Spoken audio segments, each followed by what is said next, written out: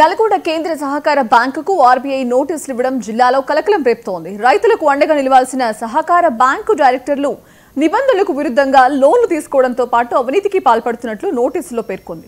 2,50,000 రూపాయల జరిమానా విధిస్తూ ఆర్బీఐ నోటీసులు పంపింది.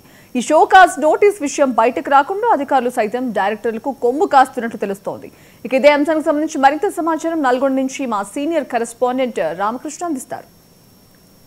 రైతన్నలకు అండగా నిలవాల్సినటువంటి సహకార వ్యవస్థ పూర్తిగా నిర్వీర్యమైపోతున్నటువంటి పరిస్థితి ఉమ్మడి నల్గొండ జిల్లాలో నెలకొంది.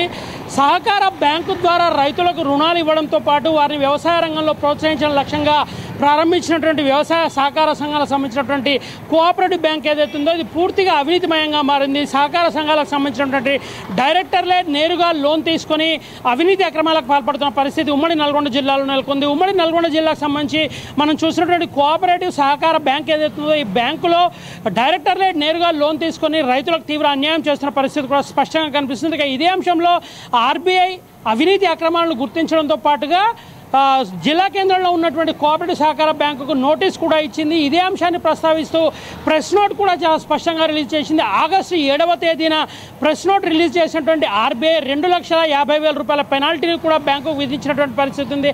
అయితే ప్రస్తుతం లోన్ తీసుకున్న డైరెక్టర్లు ఉన్నారో వీరంతా కూడా రీపేమెంట్ చేశామని చెప్తున్నప్పటికీ కూడా నిబంధనలకు విరుద్ధంగా ఇష్టరాజ్యంగా లోన్ తీసుకోవడంతో పాటుగా రైతాంగానికి తీరని అన్యాయం చేస్తున్న డైరెక్టర్లపై చర్యలు తీసుకోవాలని కూడా చాలా స్పష్టంగా ఆర్బీఐ అయితే నోటీసులో పేర్కొన్నటువంటి పరిస్థితి. నోటీస్ ఇవ్వడంతో పాటుగా 2,50,000 రూపాయల పెనాల్టీ విధించడం, అదేవిధంగా రైతాంగానికి పూర్తి సహాయ సహకారాలు అందించినటువంటి బ్యాంకు డైరెక్టర్లే ఈ రకంగా చేయడం సరైన విధానం కాదంటూ కూడా ఆర్బీఐ తన నోటీసులో చాలా స్పష్టంగా పేర్కొంది.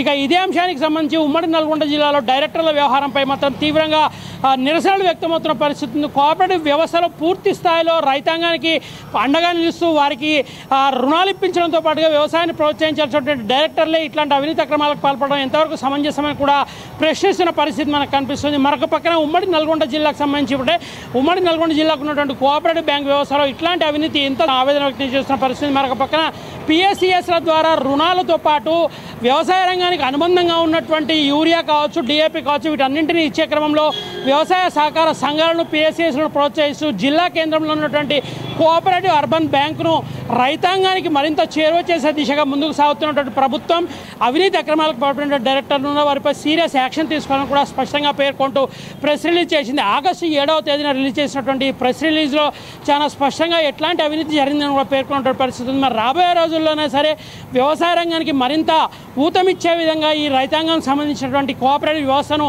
పటిష్టం చేయాల్సినటువంటి పరిస్థితి ఉందని కూడా రైతు సంఘాల నేతలతో పాటు రైతులు కూడా డిమాండ్ చేసిన పరిస్థితి మాత్రం ఉమ్మడి నల్గొండ జిల్లాలో కోఆపరేటివ్ బ్యాంకులో జరిగినటువంటి అవినీతికి సంబంధించినటువంటి తాజా updates.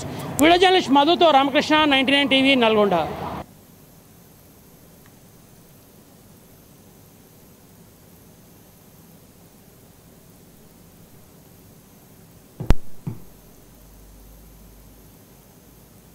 That's all for now. Keep watching 99 TV.